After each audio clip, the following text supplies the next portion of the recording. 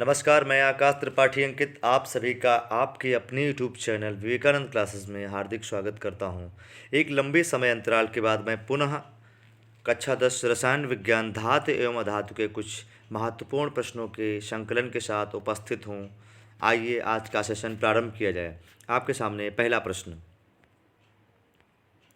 Antimony है अधातु, धातु, उपधातु और मिश्र धातु। तो यहाँ पर आपको ध्यान रखना है गाइस, जो एंटीमनी है वह एक उपधातु है। अब ध्यान देना है, यहाँ पे उपधातुएं होती क्या हैं? वे तत्व जिनमें धातु तथा अधातु दोनों के गुण पाए जाते हैं उन्हें हम उपधातु कहते हैं। ठीक है।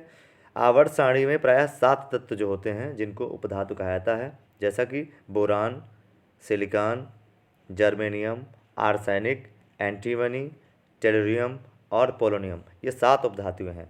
इसके अतिरिक्त कार्बन, एल्युमिनियम, सेलेनियम, पोलोनियम, एस्टेटिन को भी कुछ हद तक उपधातु कहा जा सकता है। लेकिन हाई स्कूल के छात्र इनको ये ध्यान रखना है कि आवर्त सारणी में 7 उपधातुएं मुख्यतः होती हैं। Boron, silicon, germanium, arsenic, antimony और टेलुरियम, पोलोनियम, ये तत्व उपधातुएं हैं। आगे बढ़ेंगे। अगला प्रश्न है, आघात वर्धनीयता प्रदर्शित करता है। तो गैस जो धातुएं होती हैं उनको पीट कर पतली चादर बनाया जा सकता है। इस गुण को हम आघात वर्धनीयता कहते हैं। ठीक है, तो ये धातुओं का गुण है। तो 4 ऑप्शन में जो धातु होगी वह आघात वर्धनीयता प्रदर्शित करेगी। पहला ऑप्शन है सल्फर, दूसरा है आयोडीन, तीसरा फास्फोरस। तो गैस ये तीनों उपधातु अधातुएं हैं, ये तीनों अधातु हैं। लेकिन जो तांबा है वो आपका वह एक धातु है, इसलिए इसका ऑप्शन डी राइट हो जाएगा। आगे बढ़ेंगे। अगला प्रश्न है, निम्न में से कौन सी अधातु है? पोटेशियम, फ्लोरीन, एल्युमिनियम और सोडियम। गाइस जो भी तत्व होते हैं जिनके अंत में लगभग एम आता है वो सबकी सब धातुएं होती हैं। तो यहाँ पे फ्लोरीन एफ जो कि एक अधातु है, बाकी पोटेशियम, एल्युमिनियम और सोडियम ये आपकी धातुएं हैं। अगला प्रश्न है, धातु है।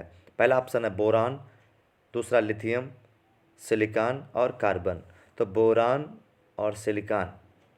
और कार्बन ये आपकी दोनों जो हैं अधातुएं हैं। सिलिकॉन आपकी उपधातु है और लिथियम जिसके अंत में एम है ये आपकी धातु हो जाएगी यहाँ पर। अगला प्रश्न है, ठंडे तनु अम्ल से हाइड्रोजन गैस बनाता है। तो सामान्यतः जो धातुएं होती हैं गैस वो अम्लों से क्रिया करके हाइड्रोजन गैस मुक्त करती हैं। लेकिन यहाँ पर ये बताना है कि कौन सा 4 ऑप्शन दिया है, सिलिका, कापर, जिंक और कार्बन। तो यहाँ पे 2 धातुएं हैं, जिंक और कापर। तो इसमें से आपको बताना है कि कौन सी धातु ठंडे तनु अम्ल से हाइड्रोजन गैस बनाएगी। तो सामान्यतः सोना, चांदी, Au हो गया आपका सोना, Ag हो गया चांदी और तांबा, ये 3 धातुएं ऐसी हैं जो सामान्य ताप पर अम्लों से क्रिया नहीं करती हैं, ठंडे अम्लों से क्रिया नहीं करती हैं। ये मुक्त अवस्था में पाई जाने वाली धातु हैं, हाइड्रोजन मुक्त नहीं करती हैं। तो यहाँ पे जिंक जो है आपका सही ऑप्शन हो जाएगा। अगला प्रश्न है, निम्नलिखित में से कौन सी धातु साधारण ताप पर जल से अभिक्रिया करती है? पहला तांबा जो कि नहीं होगा, मैंने बताया आपको। दूसरा आयरन लोहा, तीसरा मैग्नीशियम जस्ता और चौथा सोडियम और कैल्शियम। तो सामान्य ताप पर, साधारण ताप पर जैसे ही सोडियम वायु के संपर्क में आता है जलने लगता है। सोडियम और कैल्शियम यहाँ पे इसका ऑप्शन राइट हो जाएगा। आगे बढ़ेंगे। अगला प्रश्न है, निम्नलिखित में से कौन सा युगल विस्थापन अभिक्रिया प्रदर्शित करता है? पहला सोडियम क्लोराइड Cu, अगला मैग्नीशियम क्लोराइड और एल्युमिनियम और फेरस सल्फेट, यहाँ पे 4 छूट गया है, फेरस सल्फेट, विलेन और चांदी, और यहाँ पे भी 3 छूट गया है, AgNO3, सिल्वर नाइट्रेट, विलेन एवं तांबा। तो जो तांबा है वो चांदी से अधिक क्रियाशील है, तो यहाँ पे चांदी को विस्थापित कर देगा, इसलिए इसका ऑप्शन डी राइट हो जाएगा कि तांबा जो है वो सिल्वर नाइट्रेट के साथ युगल विस्थापन अभिक्रिया प्रदर्शित करेगा। अगला प्रश्न है, एल्युमिनियम की सतह पर ऑक्सीजन परत चढ़ाना क्या कहलाता है? पहला ऑप्शन एनोडिंग, दूसरा कैटिनेशन, चौथा बेसेमरीकरण, चौथा इनमें से कोई नहीं। तो आपको ध्यान रखना है, इंपॉर्टेंट प्रश्न है। एल्युमिनियम की धातु पर ऑक्सीजन की परत चढ़ाने की क्रिया को हम एनोडिंग कहते हैं। आगे बढ़ेंगे। अगला प्रश्न है, कोई धातु ऑक्सीजन के साथ अभिक्रिया करके उच्च गलनांक वाला यौगिक निर्मित करती है, वह यौगिक जल में भी विलय है, कौन सा तत्व हो सकता है? तो यहाँ पर पहला ऑप्शन है कैल्शियम, दूसरा सिलिकॉन, कार्बन और लोहा। तो लोहा जो भी यौगिक बनाएगा जल में तो विलय होगा ही नहीं, और सिलिकॉन कार्बन दोनों धातुएं नहीं हैं, तो कैल्शियम यहाँ पे आपका राइट आंसर हो जाएगा। अगला प्रश्न है खाद्य पदार्थ के डिब्बों पर जिंक की बजाय टिन का लेप होता है, क्यों? पहला ऑप्शन है टिन की अपेक्षा जिंक महंगा है, बिल्कुल गलत। टिन की अपेक्षा जिंक का गलनांक अधिक है, नो। टिन की अपेक्षा जिंक कम क्रियाशील है, नो। तो फिर क्या हो जाएगा आपका कि टिन की अपेक्षा जिंक अधिक क्रियाशील है, इसीलिए खाद्य पदार्थों के डिब्बे पर जिंक की बजाय टिन का लेप करते हैं। अगला प्रश्न है निम्नलिखित में से कौन सी धातु अम्ल से हाइड्रोजन विस्थापित नहीं करती है? तो मैंने आपको बताया था Cu, Ag और Au, सोना, चांदी और तांबा। ये तांबा हो गया, ये चांदी हो गया, ये सोना हो गया। ये धातुएं अम्ल से क्रिया करके हाइड्रोजन विस्थापित नहीं करती हैं, तो यहाँ पे तांबा देख सकते हैं ऑप्शन में, यही आपका राइट हो जाएगा। अगला प्रश्न है अम्ल से हाइड्रोजन अलग करने वाली धातु है। यहाँ पे यह बताना कि कौन सी धातु अम्ल से क्रिया करके हाइड्रोजन गैस मुक्त करती है।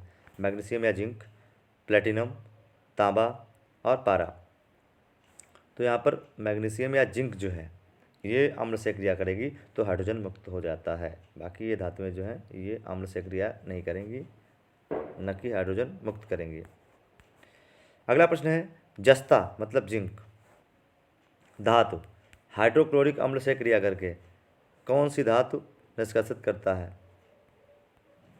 तो आपको जैसा कि मैंने बताया कि सामान्यतः जो अम्ल हैं वो धातुओं से क्रिया करके हाइड्रोजन गैस मुक्त करते हैं, इसका ऑप्शन सी राइट हो जाएगा।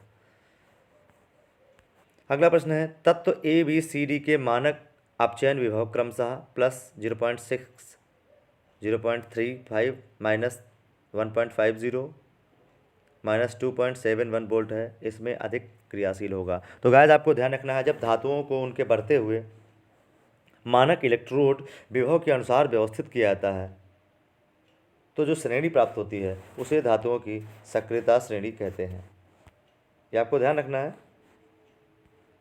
एक बार पुनः रिपीट कर देता हूँ, जब धातुओं को उनके बढ़ते हुए मानक इलेक्ट्रोड विभव या मानक अपचयन विभव के अनुसार व्यवस्थित किया जाता है तो धातुओं की एक श्रेणी प्राप्त होती है जिसे हम सक्रियता श्रेणी कहते हैं। 10th एग्जाम के लिए बहुत ही इंपॉर्टेंट है, ये आ सकता है कि सक्रियता श्रेणी किसे कहते हैं।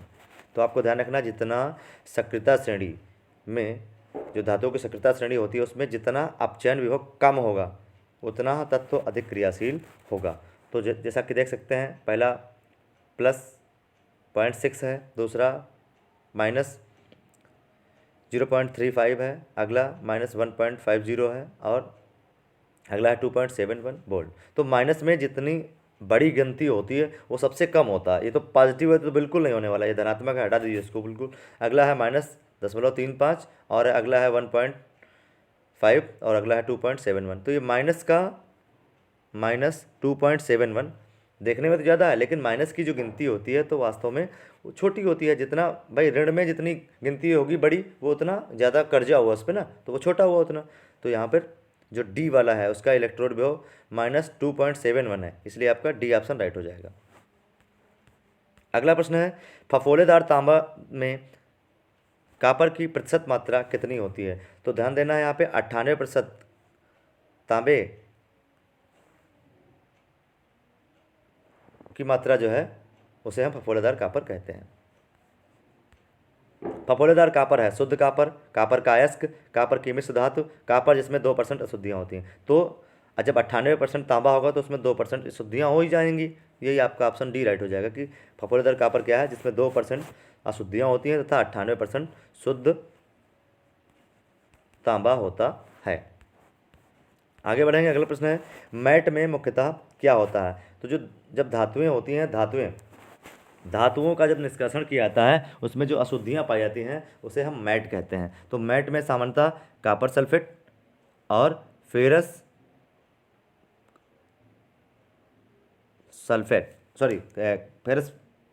पायराइट ये आपका पाया जाता है, इसका ऑप्शन डी राइट हो जाएगा।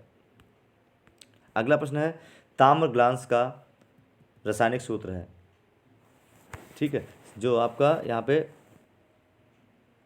ताम्र ग्लांस का रासायनिक सूत्र आपको यहाँ पर बताना है। तो जो पहला ऑप्शन दिया हुआ है Cu2S, दूसरा है Cu2O, तीसरा है CuFeS2 और अगला है CuCO3।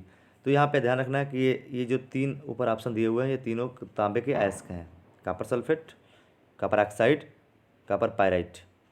तो यहाँ पे ताम्रग्लांस के बारे में पूछा गया है, तो Cu2S जो है आपका वो ताम्रग्लांस है, कॉपर सल्फेट, पहला ऑप्शन राइट हो जाएगा। आगे बढ़ेंगे, अगला प्रश्न है यहाँ पर, कॉपर पायराइट को वायु में गर्म करके सल्फर को दूर करने की क्रिया को क्या कहते हैं? तो ध्यान देना है, जब अयस्क को वायु की उपस्थिति में गर्म करते हैं तो उसे हम भर्जन कहते हैं, तथा यदि वायु की अनुपस्थिति में गर्म करते हैं तो इस क्रिया को हम निस्तापन कहते हैं। तो यहाँ पे वायु की उपस्थिति में गर्म किया जा रहा है, तो ऑप्शन इसका ए राइट हो जाएगा, भर्जन।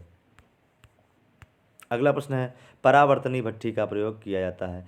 ये आपको बताना कि परावर्तनी भट्ठी का प्रयोग किस क्रिया के लिए किया जाता है? पहला ऑप्शन प्रगलन में, दूसरा निस्तापन में, तीसरा बेसेमेरीकरण में, चौथा अति शीतलन में। क्षमा चाहूँगा, इस प्रश्न में आपको सुधार करना है, जल्दबाजी में डिस्टर्ब हो गया है।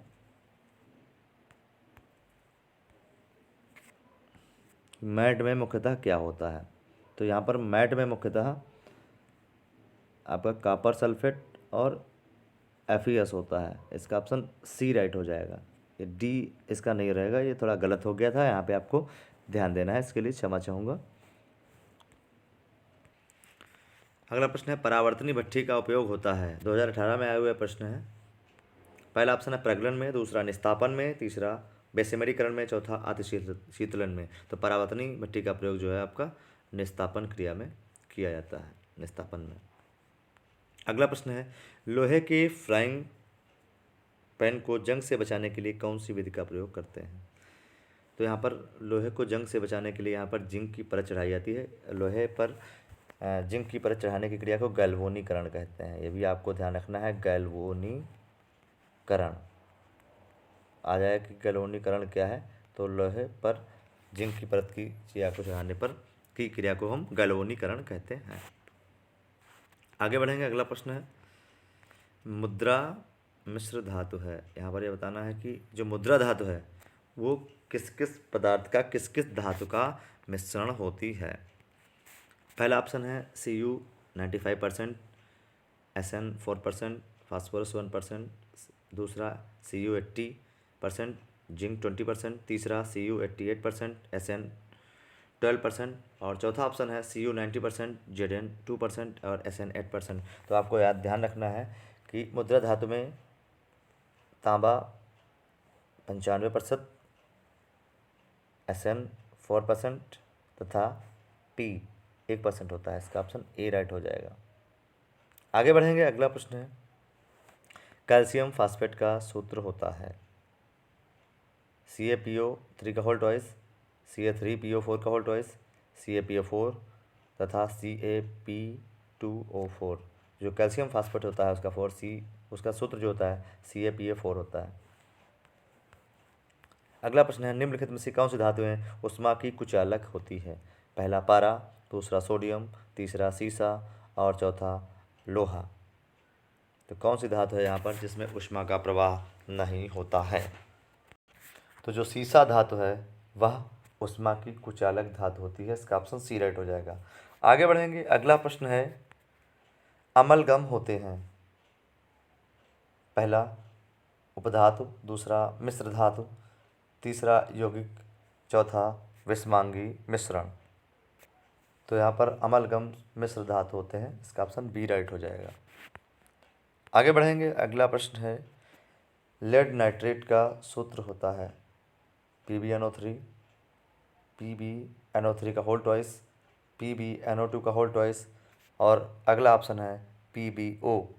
तो जो लेड नाइट्रेट होता है उसका फार्मूला PbNO3 का होल ट्वाइस होता है, इसका ऑप्शन बी राइट हो जाएगा। आगे बढ़ेंगे, आज के लिए इतना ही, और संभवतः इस अध्याय के जितने भी महत्वपूर्ण प्रश्न थे उनका संकलन इस वीडियो में था। मुझे उम्मीद है यह वीडियो आपके लिए बहुत लाभकारी होगा, और अगर यह वीडियो आपकी परीक्षा के लिए उपयोगी लगा है तो कमेंट करके ज़रूर बताएं। वीडियो को लाइक करना न भूलें, इस वीडियो के माध्यम से आपके मित्र भी लाभान्वित हो सकें, इसलिए उन्हें शेयर ज़रूर करें। आप अगर इस यूट्यूब चैनल पर नए हैं तो चैनल सब्सक्राइब ज़रूर करें। मुझसे व्हाट्सअप के माध्यम से जुड़ने के लिए स्क्रीन पर दिए गए नंबर 9621727242 पर मुझे मैसेज करें। वीडियो देखने के लिए बहुत बहुत धन्यवाद। अपना ख्याल रखिएगा, फिर मिलेंगे, तब तक के लिए अलविदा, नमस्कार।